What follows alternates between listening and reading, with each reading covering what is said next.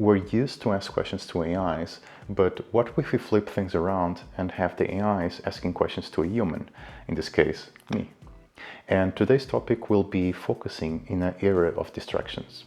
The first question is, when did you first realize that distraction wasn't just an inconvenience, but a real problem worth redesigning your whole life around? I could think of several examples because I've always been proven that if I would focus my energies, my time, and my mental focus onto something, invariably I would get better results than if I would just disperse my attentions everywhere. So the example I'm going to give is when I started an Android engineering job in Berlin. At the time, I was fairly green, I would say, in professional terms. I thought that I was the toast of the town. I thought that my abilities were really good. I was a bit cocky, and I was dispersing my energies everywhere at the time. I was doing small projects, I was seeing mainstream news, I was seeing tech news, I was trying to keep up with everything that was going on, and I just had my time and energies dispersed everywhere. My mind was all over the place. Very quickly I discovered that I was not that good, and technically I was lacking quite a bit. I was working with very capable engineers, some of them writing books, others had big open source projects, they were well known in the community, and I started to see that, you know what, I'm not that good.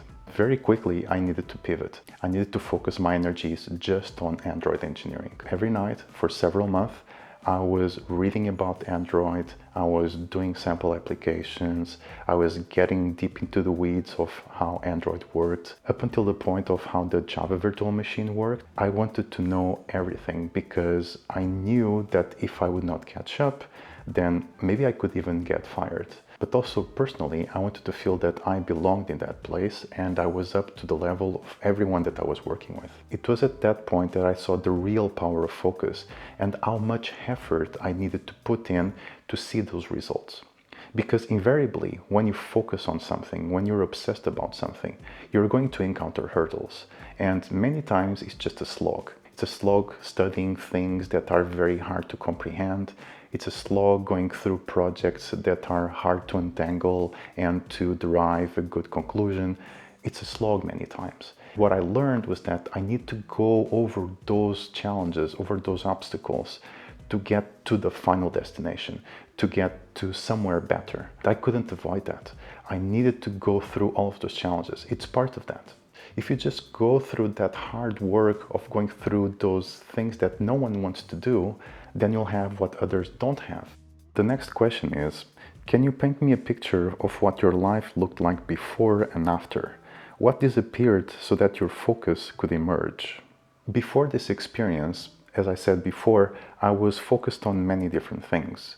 This could be different pieces of tech, different applications that I was putting out, different news, different sports, different everything. I was just all over the place. After this experience, I started focusing very, very intently on just one single topic, which was Android. Automatically, I would not have a lot of time for all the other things. It was automatic prioritization.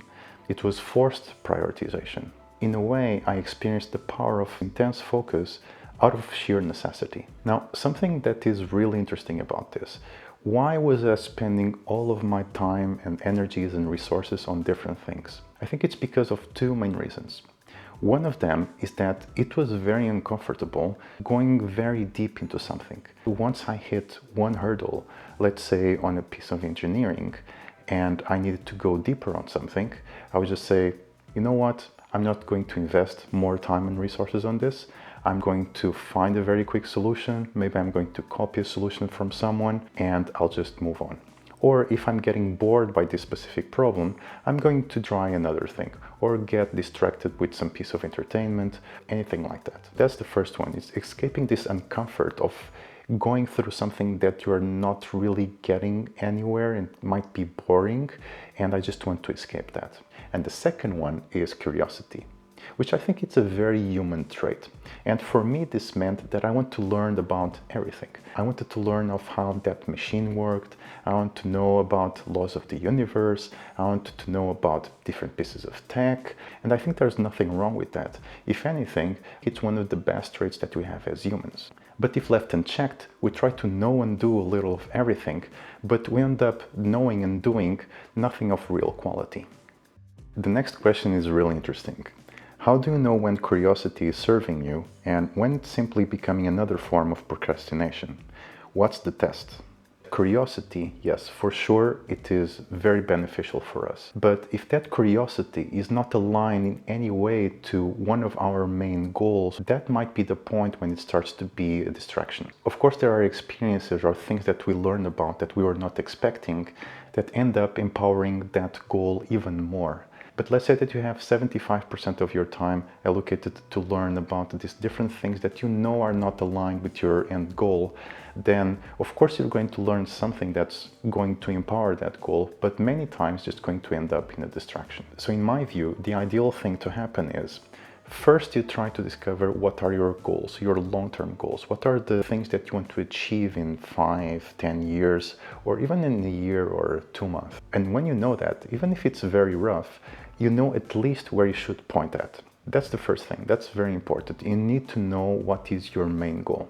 So I was mentioning in my first story that my goal was just to learn as much as possible about Android because I just wanted to keep up. Once you have that, I think a good rule of thumb is to think that about 75 to 80% of your time should be allocated towards things that you know that are completely aligned with your end goal, and the other 20%, 25% would be allocated to things that are mostly to discover about some other things that are not completely related with that end goal or not related at all, so that you can also have this bit of diversity. One of the most challenging things about this is how do you know which are your end goals? That's why it's so important, especially in your younger years, to explore as much as you can, because then you'll know what your strong points, what are the things that you like, that you don't like, what are the things that people deem to be useful or not useful, and then you can just get all of these data points and have your spectrum. Once you have that, it's easier to know where should you put your focus on,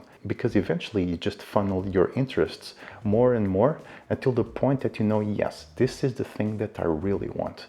And once you know that, you just need to go all in. I was saying 80%, 20% of allocation, but who knows, if you're really obsessed about something, why not go 100% and just go all in and put all of your energy and time onto something. More often than not, you'll get the results that you wanted to have, and even more, very likely. This is a very thought-provoking question.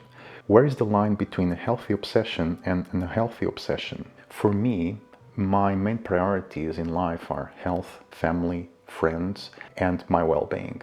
That being said, if I have an obsession, I'm going to go all in on that, but I'm not going to detract from all of these priorities. That's the essential thing. What I would advocate for is that you have an obsession, you have your priorities that you know are there and they cannot be deallocated, then you rule out everything else. You rule out entertainment, people that don't matter, you rule out conversations that don't matter, you rule out all the things that are not aligned with these priorities and your obsession. That is the main thing that you'll see that you're going to end up losing a lot of time. All this doom scrolling, all of these games that they're not really going to get you anywhere. Those are the things that you should just wipe out. That takes a lot of effort. I know that's difficult because many times the willpower is not there, the strength is not there. It's easy to just cave in into these temptations and fast satisfactions. Which brings me to another topic. How do you rule out all of the things that you don't want and keep only the things that you want when you have limited willpower and limited strength and limited energy to keep those away? The trick is that you need to have an environment and you have to build the things around you so that it's really hard to get these bad distractions, let's say bad distractions, come in. For example, for me, you'll see that my background doesn't have too much. My house is almost like this. There's not a lot of distractions. Even the labels that you might see here are not pushed to the front because those labels are made to grab your attention. Those labels are made to make someone buy that product in the store. but I already have these products here. I don't need to buy them again. So why should I put them in a way that they just draw my attention in? I don't need that. I know where they are, I know their value, so I don't need that every time that I'm walking around the house that this advertisement is pushed to me. I don't need that. On one hand, this might sound a bit quirky, but I know from many years of doing this that this really works. This very simple thing of just not having the labels visible, not just from these products, but also from books or anything else, it helps me get into a more tranquil state, where if I'm thinking about something or I want to just wonder about something, I don't want to be distracted by some random product that's in my house. I want to just keep thinking about that until I get into a fruitful conclusion. But there's a caveat to this. Sometimes I do want to be distracted by certain things. For example, this camera that's filming me right now, I often have it here in the sofa. It's visible to me as I walk into the living room, as I'm going around, but it's only my camera, just a few cables to charge my phones, and the microphone for the camera. That's it. I do that because I want to produce more videos. I want to do more things like this. So I want to be remembered that when I'm not doing them, that maybe I should consider doing something about that and that I should try to just put a video together. I want to be incentivized by that. I want to be remembered of that. That's why I have the camera visible here. I don't have just some random things laying around in my sofa. If I had that, I would just lose that bit of focus, of energy, just thinking about this random thing that's really not going to get me where I want to get. In summary, it's having an environment around you that catalyzes the things that you really want and blocks out everything else that you don't want in your life. The final question is, imagine someone watching this interview who says, I agree with everything you said, but my life is chaos. My phone distracts me, my house is cluttered, I have too many interests, and I don't even know where to begin. What's the very first change you'd ask them to make tomorrow, not next month, not after reading 3 books, but tomorrow, that would give them the biggest improvement in their ability to focus? The main thing I would say is that there is no quick fix. I'm sorry, but this requires a lot of work. And if someone tells you otherwise, that you just need to do this very simple thing and then all of your problems go away, they're lying to you. They're selling something to you that doesn't exist. You'll need to do the work. You'll need to put down the hours. You'll need to really think about your behaviors and change them accordingly. This takes a lot of work, I know. I cannot tell you that's going to be easy. It's not going to be. It's going to be hard. It's going to be a slog. But I can assure you one thing. Once you go through all of those obstacles, it will be worth it. You'll know it once you're on the other side. But if you have to start somewhere, you'll need to start on your goals, on your objectives, where you want to get to. That being said, tomorrow or even today, grab a piece of paper or put it in your computer, sit down and take a few hours to really think about your objectives. I'm not saying that you should have like 20 or 30 objectives. That doesn't work because normally they'll be very blurry and they'll not get into very important things. You'll need to think about 4 or 5 objectives, let's say for the year, for the next 360 days. You'll notice that just thinking about these goals that need to be very specific, very actionable, you'll need to prioritize something and put aside many things that you also like. That is prioritization. That is hard prioritization. It might take you a few hours or it might take you a few days, it might take you a few weeks. But once you have those goals, you'll know that for sure, this is the thing that you want to hit. Then you'll just need to work your way backwards. You'll know that if you want to hit these 5 goals, 4 or 5 goals, then you'll need to focus on the things that are serving those objectives.